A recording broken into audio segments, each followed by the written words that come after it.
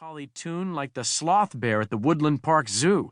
Initially, I assumed Big Jim was trying to wear a circle into the basement for conduit installation, which he is very proficient in. But his one eye was now staring into oblivion, and he had stopped talking to me, and his drooling became worse than Dennis's, which is really saying something. I'd like to note that during this time, a time of great emotional duress and general uncertainty, Dennis did absolutely nothing except whiz all over the lazy boy and yarf on the carpet. I did my best to clean it up, but really, he's not my responsibility.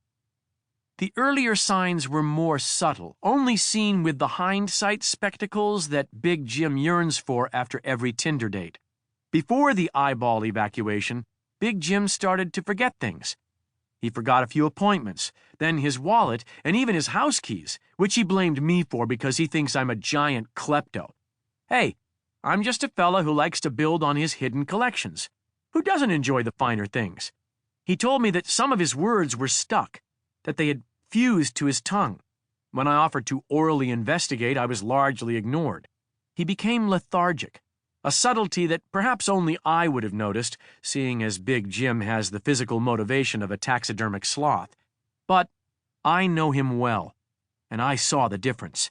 He stopped walking Dennis, which had disastrous consequences for the couch cushions, may they rest in peace. The runaway eyeball signified a turning point in our lives. I cached the eyeball in the cookie jar in case he could use it later. But Big Jim was never the same again. None of us were. I hesitate to go on for fear that you will judge me and not want to hear the rest of my story. However, in the interest of full disclosure, I feel a duty to tell you the truth about everything. You deserve it. My name is Shit-Turd, and I am an American crow. Are you still with me? Crows aren't well liked, you see. We're judged because we are black, because our feathers don't possess the speckled stateliness of a red-tailed hawk's or the bewitching cobalt of a blue jay's, those stupid fuckers. Yeah, we're not as dainty and whimsical as hummingbirds, not as wise as owls, a total misnomer, by the way, and not as adorable as the ham-beast-bellied egg-timer commonly known as a penguin. Crows are harbingers of death and omens, good and bad, according to Big Jim, according to Google. Midnight-winged tricksters associated with mystery, the occult, the unknown. The netherworld, wherever that is. Portland? We make people think of the deceased in super angsty poetry. Admittedly, we don't help the cause when we happily dine on fish guts in a landfill, but hey-ho. So, the truth. My name is Shit-Turd, ST for short, and I'm a domesticated crow, raised by Big Jim, who taught me the ways of your kind, whom he called mofos. He gave me my floral vocabulary and my indubitably unique name. He taught me to say some mofo words.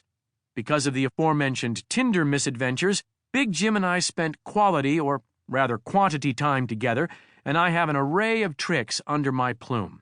I know about mofo things like windows and secrets and blow-up dolls. And I am the rare bird who loves your kind, the ones who walk on two legs and built the things you dreamt of, including the Cheeto. I owe my life to you. As an honorary mofo, I'm here to be utterly honest and tell you what happened to your kind. The thing none of us saw coming. Chapter 2. Winnie the Poodle. A residence in Bellevue, Washington, USA. Footnote: Winnie was raised to talk about herself in The Third Poodle. Winnie the Poodle sat on the ledge, allowing the outside tears that streamed down the window pane to saturate her tiny, broken heart. She pressed her petite muzzle onto her front paws and let out a woeful sigh, thinking of what she had the very most of in this world: weight. She had lots and lots of weight. Wait when she woke up, then wait some more, finding snacks, then more weight. Stay and wait. Good girl. The skitter of claws on marble pricked up her ears. A side glance across the floor revealed what she suspected. Lunch had arrived. She would see to it later. For now, she followed it briefly with her sad, sad eyes and sniffed it with her sad, sad, perfect poodle nose. Loneliness itched her skin. Would they ever come back?